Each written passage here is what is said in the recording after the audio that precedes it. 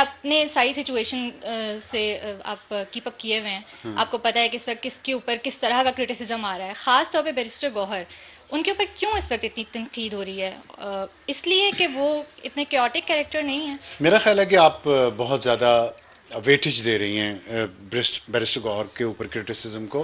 देखिए, पीटीआई इमरान खान है और इमरान खान पीटीआई है, फुल स्टॉप। बाकी जो हैं ये स्पेन कार्ट्रिजेस हैं, जिस चले हुए कारतूस कहते हैं आप। जितनी भी लीडरशिप है ऊपर से लेके नीचे तक, और जहाँ पे इमरान खान जैसा लीडर हो वहाँ पे तो सभी लोग एक्सपेंडेबल होते हैं। वैसे भी पावर गेम जो होती है, पावर गेम में टॉप पे एक शख्स ही होता है, दो या तीन पावर शेयरिंग नहीं हो रही होती है। अगर हो तो वह नाकाम हो जाती है बहुत जल्द। लेकिन यहाँ तो कभी भी पीटीआई का तो कल्चर जो है, इनकी जो रवायात हैं, वैसे भी पावर गेम का जो स्ट्रक्चर है पाकिस्तान में एक ही है ऊपर टॉप पे हर पॉलिटिकल पार्टी में, और उसके बाद वो जिस पे एतमाद करे वो होता है। तो जो खान साहब ने एतमाद किया है वो बुशरा बीबी पे किया है, वो बैरिस्टर गौहर पे नहीं किया। आप उनको चेयरमैन बना दिए, जो भी है। आज आपने बयान नहीं पढ़ा कितना कितना तनकीद हुई है बुशरा बीबी पे पिछले कुछ दिनों में पार्टी के अंदर से, और उनके ऊपर इल्ज़ामात भी लगे। फैसल वाफडा ने भी इल्ज़ामात लगाए, उसी तरह के इल्ज़ामात मुल्क से बाहर बैठे हुए पीटीआई के लोगों ने भी बुशरा बीबी पे लगाए। लेकिन खान ने आज कह दिया है, उनको उन्होंने क्लीन चिट दे दी है। उन्होंने जो कुछ भी किया वो मेरी मर्ज़ी से और मेरी हिदायत के मुताबिक किया। ये मैं पहले भी बात कर चुका हूँ कि खान साहब ने बुशरा बीबी को जेल से अलग हिदायत दी थी डी चौक जाने की, और बाद में बैरिस्टर गौहर और सलमान अकरम राजा के ज़रिए उन्होंने संगजानी का पैगाम भिजवा दिया। देखिए, जो पावरफुल खुद पसंद लीडर्स होते हैं वो ये करते हैं मुख्तलिफ। जब आपके नीचे जो भी लीडरशिप है ना, इमरान खान के नीचे, वो अगर आपस में लड़ रही है तो उससे पार्टी की जो खान साहब को कोई नुकसान नहीं हो रहा। याद रखिएगा पावर गेम में, क्योंकि जो टॉप पे बंदा होता है, ये मैनेजमेंट का एक प्रिंसिपल भी है। चाणक्य की जो उसने हुकूमत करने के या ताकत में रहने के गुर सिखाए हैं, यहीं टेक्सला में वो पैदा हुआ और यहीं से उसने फिर वो अपनी फ़िलासफ़ी पूरी बनाया के दी गौतम को, और उसको सॉरी अशोका को। तो उसमें ये चीज़ है कि आप अपने से नीचे लोगों को लड़वाएं आपस में, इससे आप मजबूत, जो ऊपर बंदा बैठा है वो मजबूत रहेगा। ये एक नेगेटिव ट्रेट है किसी भी लीडर की। और ये जो पावर गेम्स हैं मॉडर्न इरा में ख़ास तौर पे, या जिनका मकसद सिर्फ ताकत में होना, लोगों की भलाई या फलाह नहीं है, उसमें ये चीज़ बहुत अच्छी तरह से इस्तेमाल की जाती है कि जो टॉप पे बैठा होता है मैनेजमेंट के शख्स, वो अपने से सेकंड टियर के लीडर्स को आपस में लड़ाता रहता है और ख़ुद इंजॉय करता है पावर को और सारी लड़ाई को भी। तो यही हो रहा है, और इसमें इससे पीटीआई को कोई फायदा तो नहीं हो रहा, इससे तो पीटीआई, पीटीआई देखिए वीक हो रही है या पीटीआई, खत्म हो रही है। What is PTI, what is C? PTI कुछ भी नहीं है। इमरान खान है हर चीज़। इमरान खान कहेगा इसका नाम पीटीआई है, उसका नाम पीटीआई हो जाएगा। इमरान खान कहेगा इसका नाम बल्ला पार्टी है, इसका नाम बल्ला पार्टी हो जाएगा। इमरान खान कहेगा इसका नाम इमरान खान पार्टी है, इसका नाम इमरान खान पार्टी हो जाएगा। जैसे दूसरी सारी बड़ी सियासी जमातें, वैसी ये इमरान खान कहेगा बुशरा बीबी मेरे बाद लीड करेगी, बुशरा बीबी के पीछे सारे खड़े हो जाएंगे। अभी उन्हें जो मर्जी उनके साथ आप जिस तरह की बातें कर रहे हैं, लेकिन आज के बाद बुशरा बीबी के खिलाफ जो बाहर बैठे लोग हैं, जो अंदर बैठे लोग हैं, वो बोलना बंद हो जाएंगे, आप देख लीजिएगा। तो ये जो पावर गेम है, इसमें एक शख्स मैटर करता है, और नेगेटिव पावर गेम्स में, क्योंकि स्ट्रक्चर किसी पार्टी ने नहीं बनाया। उसको सियासी जमात अच्छे तरीके से बनाने में किसी ने काम नहीं किया। तो अब यही होगा। बैरिस्टर गौहर को बस के नीचे आपने फेंक दिया है, कल निकाल लेंगे उसको वापस। तो अभी तक तो कल रात, बल्कि आज दोपहर तक तो बैरिस्टर गौहर की बातें ठीक थी, उनको सपोर्ट भी मिल गई अंदर से। आज दूसरे लोग जाके मिले हैं खान साहब से, अलीमा खान भी मिली हैं, तो उन्होंने कह दिया है कि जलियांवाला बाग से तशबीह दे दी और जनरल डायर को भी ले आए, और मेरे पास आखिरी कार्ड है। हाँ जी, लाल मस्जिद का भी कह दिया, लाल ये मस्जिद का आखिरी जिक्र कार्ड कर दिया, को आपने मेंशन और किया है। परवेज मुशर्रफ जिसको अब उन्होंने लाल मस्जिद का ताना दिया, उसके रेफरेंडम के ये थे लीड कर रहे थे शायद। लीड भी कर रहे थे, कैंपेन कर रहे थे उनके हक में, उनके इलेक्शन एजेंट बने हुए थे। तो खैर वो उन्हीं का आप जिक्र भी कर दिया उन्होंने, लाल मस्जिद का। सर इवॉल्व हो गए हैं ना? मैंने आपको बताया नहीं, ताकत की गेम है ना, ताकत की गेम में आपने किसी को गाली भी निकाली होगी, आप उसको उठा के अपना दोस्त बना लेंगे जब आपको जरूरत होगी, जैसे मौलाना फजल रहमान आपने देखा भी कुछ दिनों पहले। इसी तरह आपने, आपका कोई बहुत प्यारा दोस्त है, आपका वफादार है, आप उसको बस के नीचे फेंक देंगे। जहांगीर तरीन बेस्ट एग्जांपल है। फिर अभी बैरिस्टर गौहर आ गए हैं, तो उनको पता नहीं है सही सिचुएशन का, वो समझ नहीं पाए, तो आपने उन्हें चेयरमैन क्यों बनाया? तो चॉइसेस तो आपकी है ना। बात यह है कि अल्टीमेटली तमाम सियासी जमात जितनी भी पीटीआई की है और उनके जो चाहने वाले हैं, उन्होंने खान को कहना है खान मासूम है, उनके इर्द गिर्द जो लोग हैं वो गलत हैं। यही तो हमारे यहाँ जो लार्जर देन लाइफ किसी लीडर को बना दी जाता है, ये वजह, इसीलिए तो जिहाद का नाम इस्तेमाल किया जा रहा है। एक कंट्रोल्ड फ्लो ऑफ इंफॉर्मेशन भी है इमरान खान साहब तक। जी। आप समझते हैं कि ये भी एक वजह है खान के डिफरेंट स्टेटमेंट्स की, किसी को कुछ कहना, किसी को कुछ कहना। कल बैरिस्टर गौहर वगैरह मिले तो उन्होंने कुछ बताया, उसके बाद एक डिफरेंट तरह का स्टेटमेंट हमने देखा। आज उनकी बहन मिली हैं, उन्होंने और इन्फॉर्मेशन शायद दी हो। आप इस तरह की स्टेटमेंट देती हैं, फिर आपके करियर के ख़राब होने की बात तो होगी ना। अब पीटीआई के सामने भी आपका करियर ख़राब हो जाएगा अगर आप कहेंगी कि खान साहब को एक कंट्रोल्ड इन्फॉर्मेशन दी जा रही है। खान साहब के पास कोई कंट्रोल्ड इन्फॉर्मेशन नहीं है। खान साहब कंट्रोल कर रहे हैं पार्टी को, अपनी मर्जी की इन्फॉर्मेशन उन्हें वो क्या कहते हैं, लीक करते हैं, जितनी जिसको इन्फॉर्मेशन देनी हो, जिससे जो काम करवाना हो। बुशरा को कह दिया डी चौक पहुंचना है, इधर बैरिस्टर गौहर को और सलमान अकरम राजा को कह दिया कि आप लोगों ने संगजानी जाना है। अब लड़ कौन रहा है आपस में? खान साहब तो बैठे हैं सुकून से। अगर डी चौक पहुंच जाती बुशरा, कामयाब हो जाती, तो क्रेडिट किसका था? बुशरा का, इमरान खान का। मैंने कहा था, इमरान खान ने कहा, कहना मैंने कहा था ना डी चौक पहुंचो, नहीं पहुंचे, संगजानी हो जाता, जलसा, वो कामयाब हो जाता, तो क्रेडिट किसका था? इमरान खान का। नाकाम हो गए, ना संगजानी पहुंच पाए, तो डिस्क्रेडिट किसका? बैरिस्टर गौहर का। डी चौक नहीं पहुंच पाए, डिस्क्रेडिट कौन हुआ? बुशरा बीबी। गालें किसको पड़ी? बुशरा बीबी। उनको जबरदस्ती यहां से उठा के मानसेरा कौन लेके गया? बुशरा बीबी को। तो ये खान पे तो कोई इल्जाम नहीं आया ना, वो तो वैसे के वैसे उजले कपड़े पहने। तो ये एक लीडरशिप का एक तरीकाकार होता है, वो इस तरीके पे चल रहे हैं जिसमें उनके लिए लोगों का मर जाना, उनका देखें, उन्होंने जलियांवाला बाग का जिक्र किया। जलियांवाला बाग जो है ना, वो एक बहुत बड़ा वाकया था। उसमें 380 सिख मारे गए थे, मुसलमान भी थे कुछ, लेकिन ज़्यादातर सिख थे। जलियांवाला में, जलियांवाला बाग अमृतसर में है, वहाँ पे जलसा हुआ था 1919 में। 105 साल हो गए अब तो। और वो एक रॉलेट एक्ट आया था उस वक्त, एक कानून बना था, बहुत सख्त कानून था, जिसमें लोगों को इसी तरह उठा के गायब किया जा सकता था, रखा जा सकता था, उसके खिलाफ। तो यहाँ तो कानून के खिलाफ तो नहीं था, यहाँ तो खान साहब की रिहाई के लिए लोगों को आप लेके आए। एक पंजाबी खातून लीडर ने जाके पख्तूनों को ये कहा कि तुम लोग बहादुर हो, गैरतमंद हो, और जिहाद के लिए हमने चलना, मेरे साथ चलो, और यहाँ पे मैं अकेली खड़ी रहूँगी, और सब लोग, तुम लोग चले भी गए तो मैं अकेली खड़ी रहूँगी, मेरे साथ खड़े रहना। फिर सबसे पहले भागा कौन? वही पंजाबी खातून लीडर जो पख्तूनों को जिहाद का कह के इस्लामाबाद लाई थी। तो वो खुद सबसे पहले भाग के मानसेरा चली गई। अब पख्तून जो गिरफ्तार, ज़ाहिर पख्तून ही ज़्यादा आए, पंजाबी तो नहीं आए। पंजाबी कुछ आए हैं, गिरफ्तार भी हुए हैं, उनमें शायद डेड बॉडी भी किसी की पंजाबी है, और ज़ख्मियों में भी पंजाबी हैं, लेकिन ज़्यादातर पख्तून थे, वही गिरफ्तार हुए हैं। तो अब जो है एक नया प्रोपेगेंडा शुरू हो रहा है। तो कहने का मकसद ये है कि खान साहब ने जलियांवाला बाग का जो दिया है ना, उन्होंने एक कॉलोनियलिज्म की तरफ इशारा करने की कोशिश की है। इससे पहले आप याद करें, जब इस्लामाबाद मैसेकर का ट्रेंड चला है, वो कहाँ से लिया उधार? बॉस्टन मैसेकर से। 1770, आज से कोई 250-300 साल पहले। बरतानिया वहाँ भी काबिज था, और वहाँ बरतानिया ने बॉस्टन में, वहाँ बरतानवी जो फौज थी, जो पुलिस थी, उन्होंने कुछ लोगों पे जो उनको तंग कर रहे थे, मजाक उड़ा रहे थे, उन पर बोतलें फौजियों पे, पुलिस वालों पे फेंक रहे थे, उन्होंने गोली चला दी, जिससे 3 लोग मारे गए और 8 जख्मी हुए। उनमें 8 जख्मी से 2 मजीद मर गए, 5 लोग मारे गए बॉस्टन मैसेकर में। तो वो 5, वहाँ म्यूजियम बनाया उन्होंने बॉस्टन में उस मैसेकर पे।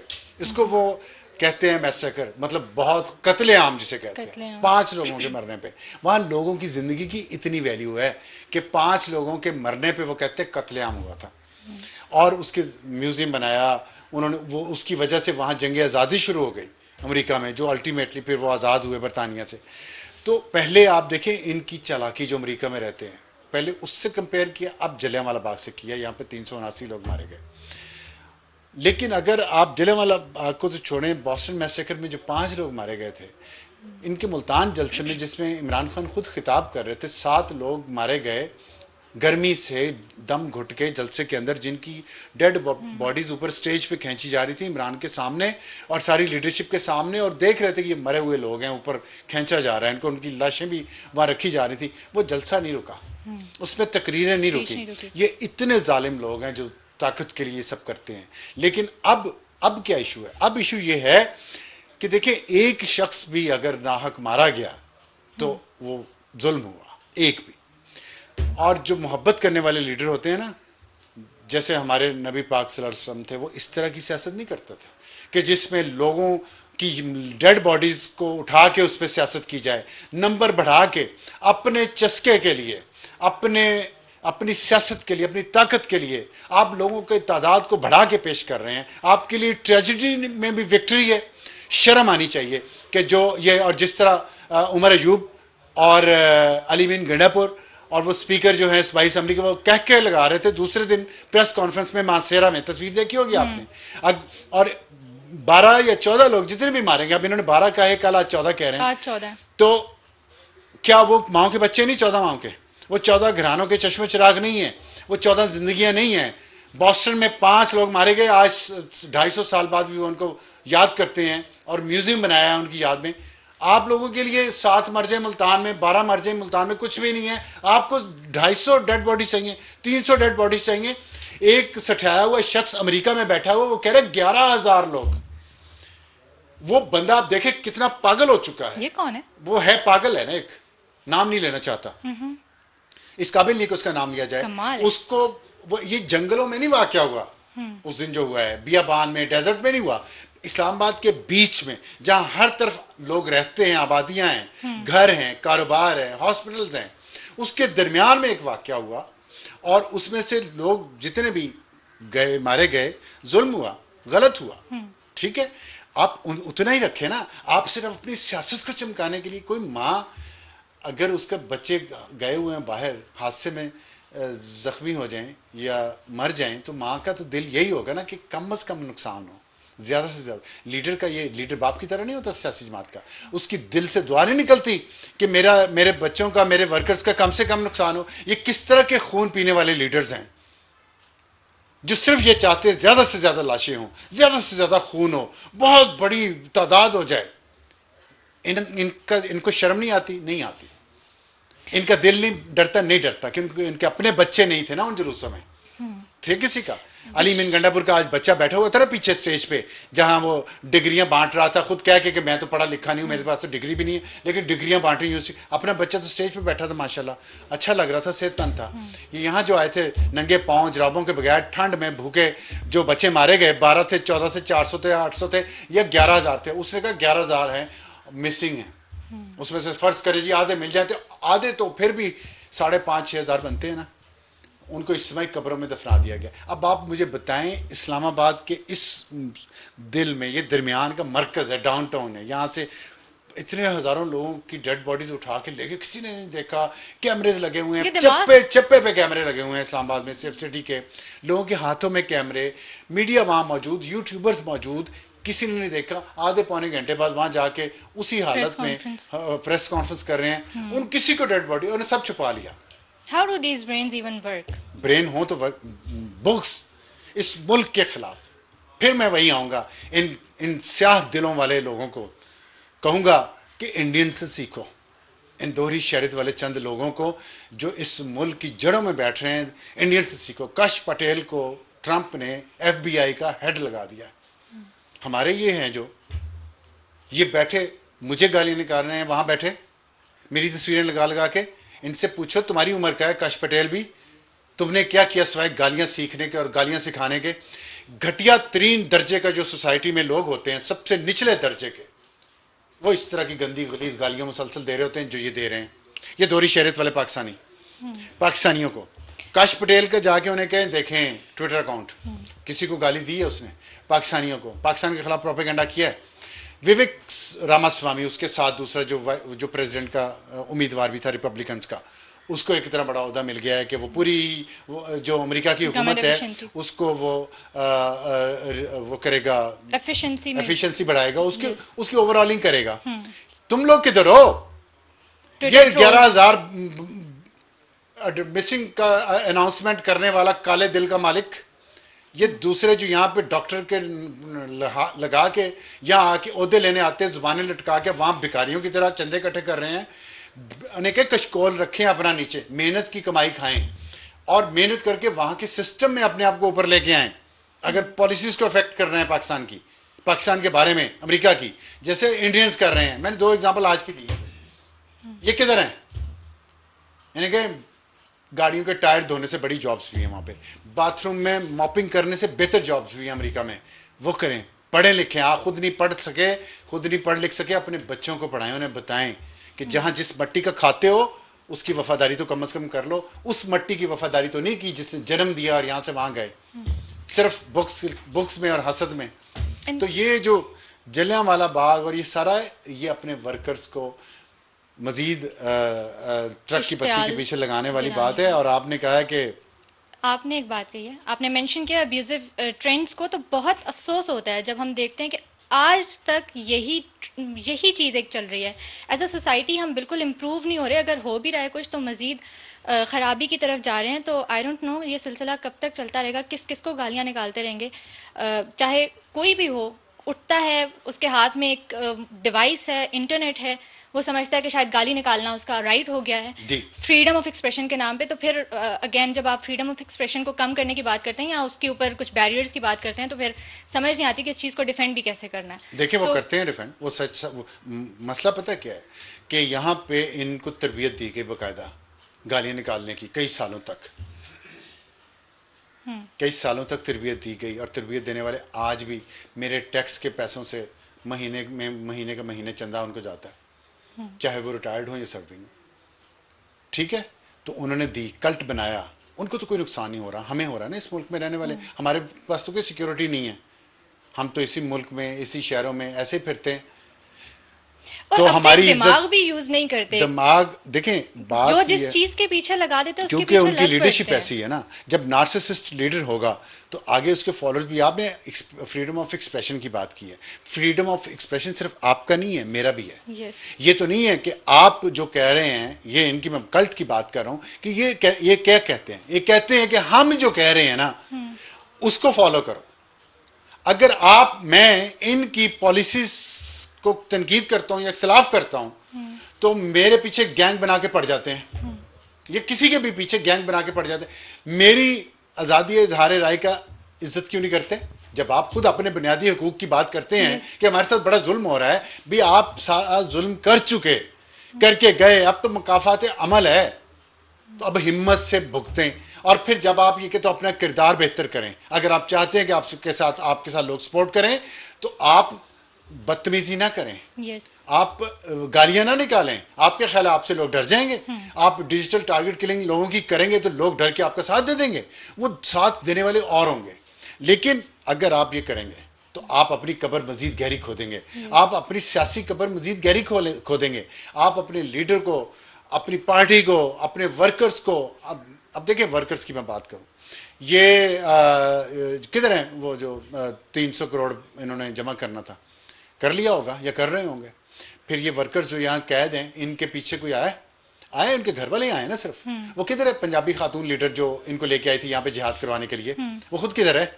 आती ना, अदालतों में जाती। बेनज़ीर भुट्टो गई थी ना अगले दिन, जब कराची में हुआ सानिहा कारसाज जिसमें 280 पीपल्स पार्टी के वर्कर मारे गए, मैं भी उस दिन वहीं पे था, उस वक्त से थोड़ी देर पहले तक। तो मुझे बताएं, बेनज़ीर भुट्टो अगले दिन वहाँ बैठी पेशावर चर्ची टिक्का खा रही थी, वो अगले दिन उन लोगों के घरों में गई जिनके घरों से जनाजे उठे थे। इनका बताएं पीटीआई का कौन सा लीडर किसके जनाजे में गया? मैं सलमान अकबर राजा की एक तस्वीर देखी है सिर्फ, उसके अलावा मुझे बता दें पीटीआई की तमाम लीडरशिप पख्तून हो या पंजाबी हो, किसके जनाजे में गए हैं? बुशरा बीबी कितनों के जनाजों में गई हैं? कितने के घरों में माओ को जाके तसल्ली दिया इसने कि बहुत अफसोस हुआ, आपका बच्चा ज़ाया हो गया, मैं जहाद करवाने लेके गई थी, मैं तो भाग के आ गई वहाँ से, आपका बच्चा वहाँ फंस गया। अदालतों के धिक्के खा रहे हैं वो लोग जमानतें करवाने के लिए, वकीलों को पैसे देने के लिए। कौन कर रहा है ये सब उनका ख्याल? तो ये लोगों को गुमराह करना आसान है। और खान साहब का जो आखिरी पत्ता है, आखिरी कार्ड, खान साहब ने कहा आखिरी कि कार्ड, एक लास्ट कार्ड रहता है जिसका अभी नहीं बताऊंगा। देखें, मैं बहुत सारे कार्ड्स होंगे खान साहब के पास। एक तो लास्ट कार्ड आप भी नहीं कहता है, लास्ट कॉल की तरह ही होगा, लास्ट फाइनल कॉल की तरह ही होगा। तो वो बातें हैं, मतलब गंद पे गंद ज़्यादा डालेंगे। ये जो आज उन्होंने बयान दिया है अपने आप को एक फ्रीडम फाइटर जाहिर करने के लिए, कतई ये भूल के कि खुद आज भी इस्टेब्लिशमेंट से बात करना चाह रहे हैं, जो उनको लेके आई, जिसने उनके बिहाफ पे दूसरी सियासी जमातों की कब्र खोदी, सियासी कब्र, और फिर उनको तंग किया। अब खुद आपस में जिस तरह लड़ाई हो रही है, आपने अलीमीन गंडापुर की वो ऑडियो लीक सुनी होगी जिसमें वो गंदी गालियां दे रहा है, मैं बारात लेके आऊँगा तुम्हारी बहन के लिए और पता नहीं क्या। ये अपने अपने साथी पार्टी के लीडर को कह रहा है, महर शराफत को, जिसने मरीम नवाज के खिलाफ इलेक्शन लड़ा। ये जुबान अलीमीन गंडापुर की है अपनी पार्टी के दूसरे लीडर के खिलाफ। ये इनके दरमियान जंग हो रही है। खान साहब आखिरी कार्ड ये खेलेंगे कि जंग इन आपस में मजीद करवा देंगे, या पख्तून कार्ड खेलने की कोशिश करेंगे, जो बार बार वो जनरल डायर का रेफरेंस दे रहे हैं, यहिया खान का रेफरेंस दे रहे हैं। तो इसका मतलब है उन्हें शेख मुजीबर रहमान का रास्ता बहुत अच्छा लग रहा है। तो शेख मुजीबर रहमान ने बंगाली कार्ड ही खेला था ना, तो खान साहब खुल के कहें कि वो पख्तून कार्ड खेलना चाह रहे हैं, जो आजकल आप यहाँ इस्लामाबाद में भी कुछ लोगों को खेलते हुए देख रहे होंगे। तो पख्तून कार्ड खान साहब ने खेलना है तो खुल के खेलें। फिर वो पंजाब से सपोर्ट और पंजाब के लीडर्स को या इस तरह ये जो कर रहे हैं, ये बड़ी एक ख़तरनाक और फाशिस्ट माइंडसेट की बात है। तो यही कार्ड मुझे तो लग रहे हैं। और तीसरा कार्ड उनका हो सकता है कि बैरूनी कार्ड, सेहूनी कार्ड, तो जो जैक गोल्डस्मिथ सेहूनियत का वो है, सपोर्टर है, नेतन्याहू का सपोर्टर है, वो खान साहब का भी सपोर्टर है। और बरतानिया की हुकूमत के ज़रिए, अमेरिका में लोगों के ज़रिए अगर उन्होंने वो कार्ड खेलना है, तो यही मुझे जो कार्ड नज़र आ रहे हैं वो तो ये। ऐसा भी हो सकता है कि कोई कार्ड मौजूद ही ना हो, तो जाहिर ये भी हो सकता है। लेकिन बहरहाल इतना मुझे पता है कि वो पाकिस्तान कार्ड ना खेलना चाहते हैं, ना वो खेलेंगे। उन्हें इक़्तिदार में आना है, हर वक्त इक़्तिदार से बाहर होंगे तो वो सही है, बाकी सब गलत है। वो इक़्तिदार में उनको वापस लेके आओ, वो सही तरीके से लाओ, वो गलत तरीके से लाओ, और जो उनकी मुखालफत करे वो गलत है। वो सिर्फ वो हक पे हैं, बाकी सब बातिल हैं।